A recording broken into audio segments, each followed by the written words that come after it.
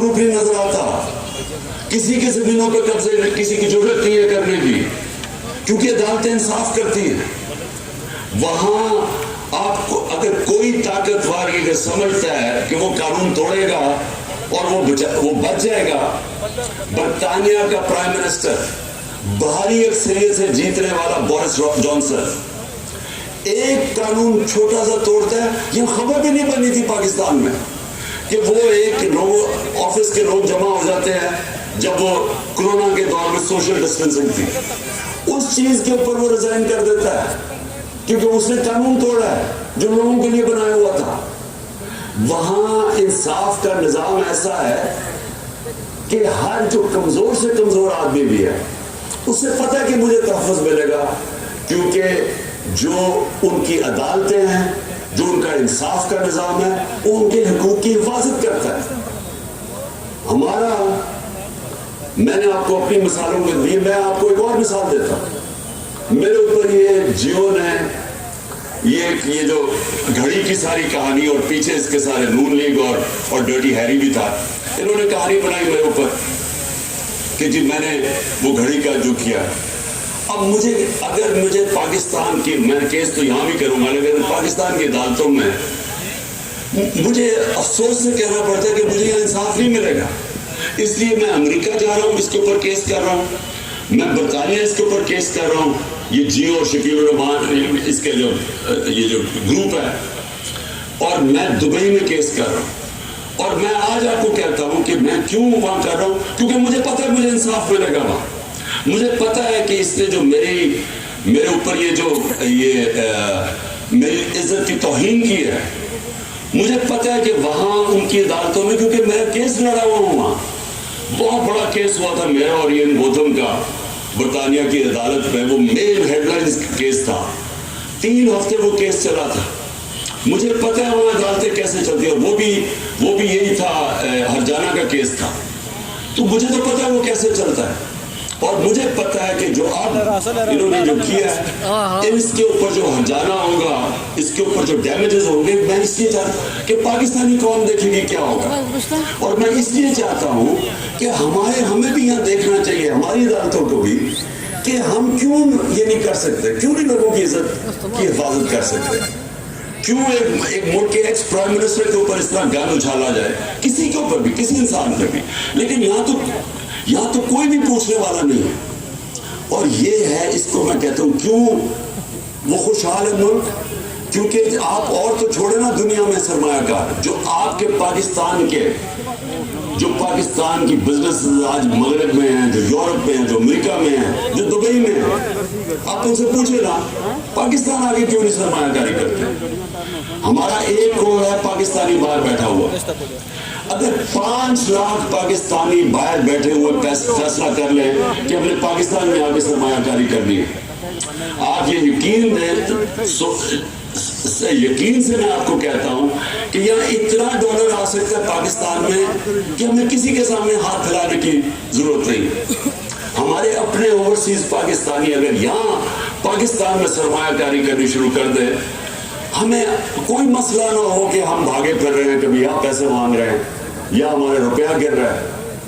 لیکن وہ آتے کیوں نہیں ہیں, اس سے پوچھیں کہ کیوں نہیں وہ پاکستان میں آ کے سرمایہ کاری کریں. سب سے بڑا مسئلہ یہ ہوگا, ایک انگریزی کا لفظ ہے کانٹریکٹ انفورسمنٹ. ان کو یہ خوف ہوتا ہے کہ اگر ان سے کوئی فراڈ ہوگا تو یہاں ان کو کوئی تحفظ نہیں ملے گا. یہاں اگر وہ پلاٹ بھی خریدتے ہیں تو ان کے اوپر بھی قبضے ہو جاتے ہیں. میں جب باہر جاتا تھا پیسے اکٹھے کرنے کے لیے بیرون ملک پاکستانیوں سے, شوکت خانم کے لیے, نمن کے لیے, تحریک انصاف کے لیے, تو میرا جب ان سے میں ملتا تھا, اور اب سے 30 سالوں سے بات کر رہا ہوں, ہمیشہ وہ یہ کہتے تھے کہ ہمارے پلاٹوں کے اوپر قبضے ہو جاتے ہیں اور وہ کیس پھنس جاتا ہے جا کے عدالت میں, اور پھر وہ آخر میں ہمیں وہ قبضہ گروپ آگے کہتا ہے اچھا جی جو پلاٹ کی قیمت تھی 1000 روپے, وہ کہتے ہیں یہ 100 روپے لو اور جان چھوڑو. یہ اتنے پاکستانیوں سے ہوا ہے.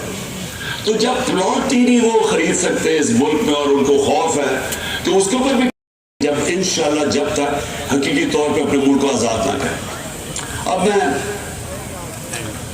میں میں 2-3 اور آخر میں باتیں کرتا ہوں. ڈیٹ, کیونکہ میں نے آپ کو ابھی ڈیٹ دے دی ہے کہ ہم نے کس دن انشاءاللہ اسلام آباد سب نے پہنچنا ہے, پنڈی پہنچنا ہے کس دن, وہ میں آپ کو بھی ڈیٹ دینے لگا ہوں. لیکن میں آج 7 مہینے ہو گئے ہیں ہماری گورنمنٹ کو ہٹائے, تو میں آج اپنی جو طاقتور ہماری جو اسٹیبلشمنٹ ہے, جن کے پاس طاقت ہے, جو اس ملک کو کسی طرف بھی لے جا سکتے ہیں, پازیٹیو بھی لے جا سکتے ہیں, نیگیٹو بھی لے جا سکتے ہیں, تو میں ان سے آج ایک سوال پوچھتا ہوں.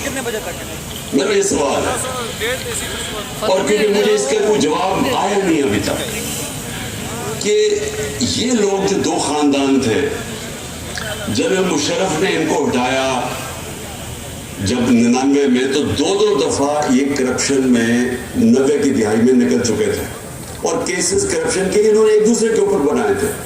نون لیگ کہتی تھی پیپلز پارٹی کرپٹ ہے, نواز شریف کرپٹ ہے, وہ کہتی تھی زرداری کرپٹ. زرداری کو جیل میں نواز شریف نے ڈالا, اور پھر ان دونوں کو مشرف نے ہٹا دیا, اور لوگوں نے مٹھائی بانٹی اور کرپشن پہ ہٹایا.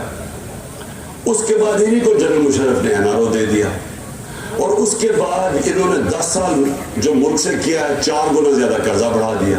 لوگوں نے ان کے غصے میں مجھے ووٹ دی 2018 میں. اب میرا سوال یہ ہے کہ وہ کیا چیز تھی کہ ایک دم 3.25 سال کے اندر یہی لوگ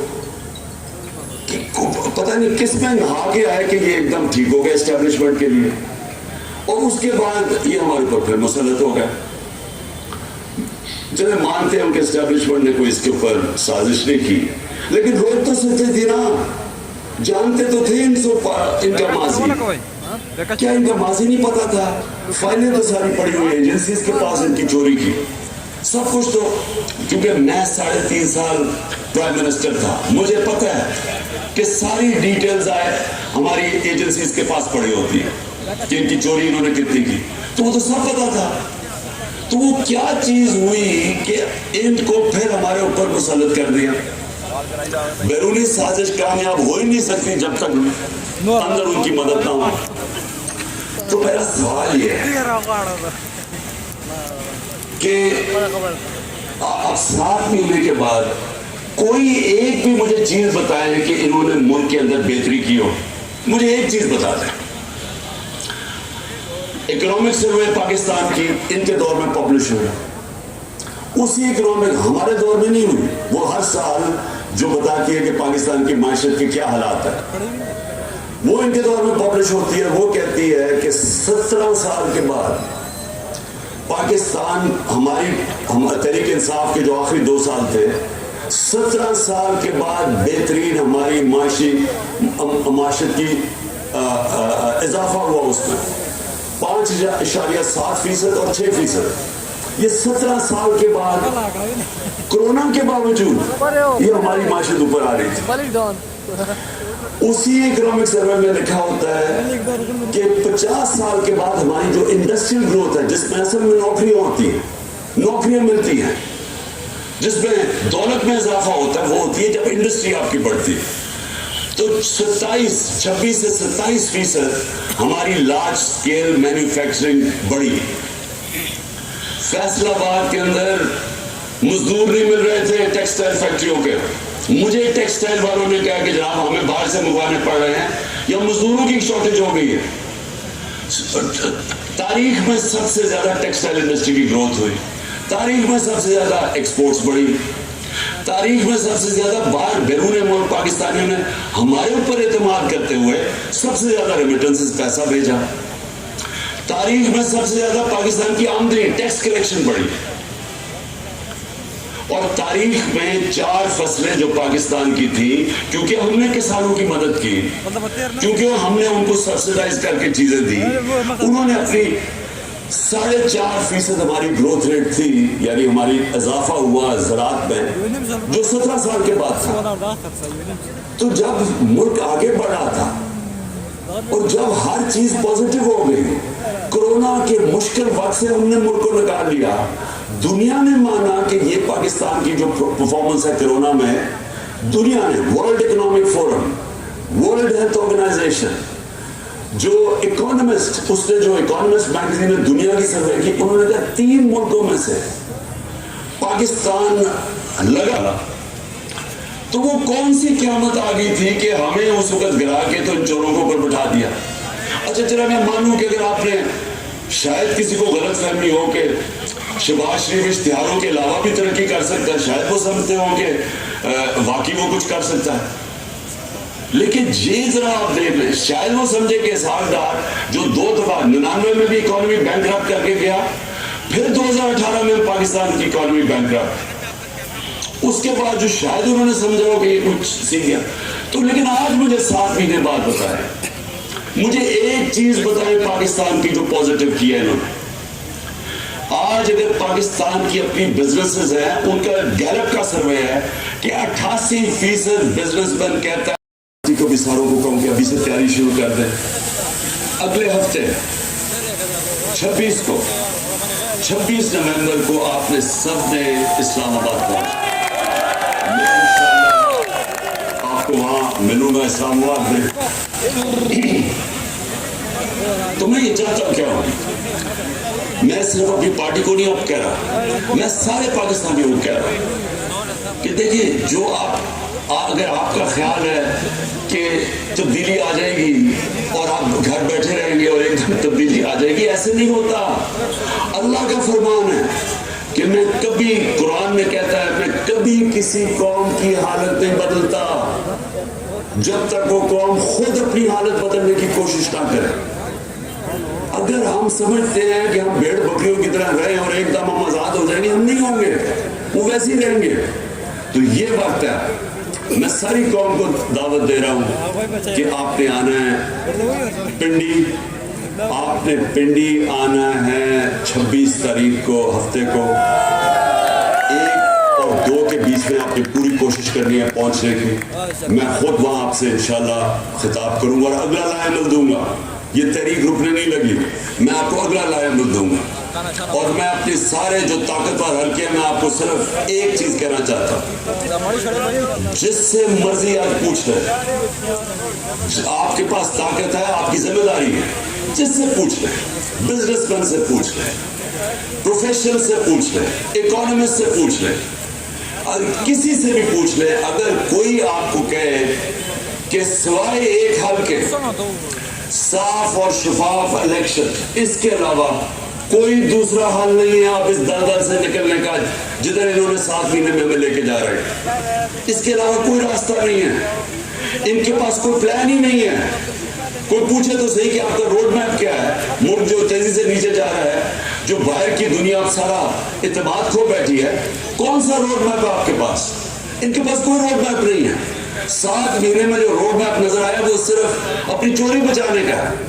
सो लिहाजा सारी कौम उधर आएगी और हम डिमांड करेंगे एक चीज, साफ और शफाफ इलेक्शन, और हम हमारी तहरीक चलती रहेगी हकीकी आज़ादी की उसके बाद भी, जब तक हम इस कौम को एक सही माने में एक वो कौम ना बना दें जिसमें हर इंसान के हकूक हो, जिधर थाना कचहरी पटवारी की सियासत ना हो, क्योंकि वो हुकूक उनको आजाद कर दे लोगों को। क्यों नहीं बरतानिया के अंदर थाना कचहरी होता?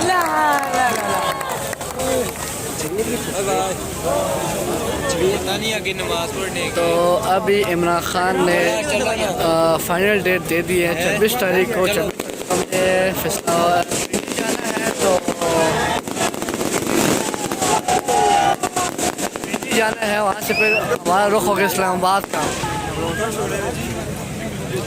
अगर आपको हमारा PTI का जलसा पसंद आया तो प्लीज़ सब्सक्राइब करना, बेल का बटन मत भूलना। तब तक के लिए अगले अल्लाह हाफ़िज़।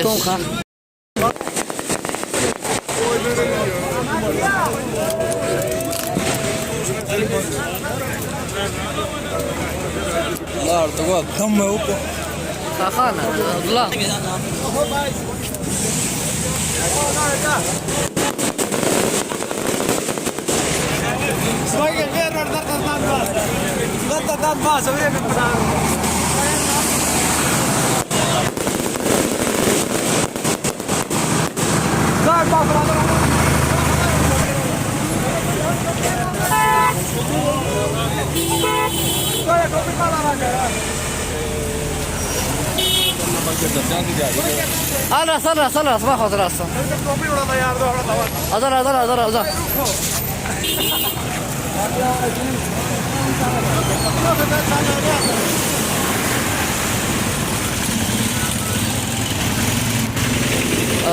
تو پبلک اگر آپ کو ہمارا ولاگ پسند آیا ہو تو کائنڈلی کمنٹ ضرور کرنا اور لائک کا بٹن کا ضرور مارنا، سبسکرائب مت بولنا اور بیل کا بٹن بولنا مت۔